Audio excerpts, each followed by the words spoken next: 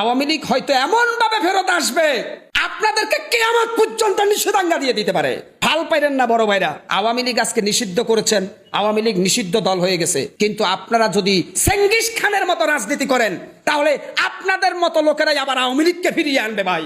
আজকে যারা তালি দিচ্ছেন আওয়ামী লীগ নিষিদ্ধ হয়েছে, আওয়ামী লীগ বাদ হয়ে গেছে, বাংলাদেশ 6 ঋতুর দেশ, ঋতু পরিবর্তন হইতে সময় লাগে না। আজকে যারা বাহাবা দিচ্ছেন আওয়ামী লীগ নিষিদ্ধ হয়ে গেছে, আমরা স্বাধীন, আওয়ামী লীগ হয়তো এমন ভাবে ফেরত আসবে আপনাদেরকে কিয়ামত পর্যন্ত নিষেধাজ্ঞা দিয়ে দিতে পারে। হাল পাইলেন না বড় ভাইরা, আমি কখনো আওয়ামী লীগের পক্ষে কথা বলি না, আমি সব সময় সত্য বলি। আওয়ামী লীগের যারা অন্যায় করেছে তাদের বিচার হোক, কিন্তু একটা দলকে নিষিদ্ধ করতে গেলে জনগণের মতামত লাগে। কত পার্সেন্ট জনগণ আওয়ামী লীগ নিষিদ্ধ চায় জরিপ করেন। এই আওয়ামী লীগ মাওলানা আব্দুল হামিদ খান ভাসানীর আওয়ামী লীগ, এই আওয়ামী লীগ 71-এর আওয়ামী লীগ, এই আওয়ামী লীগ স্বাধীনতার আওয়ামী লীগ।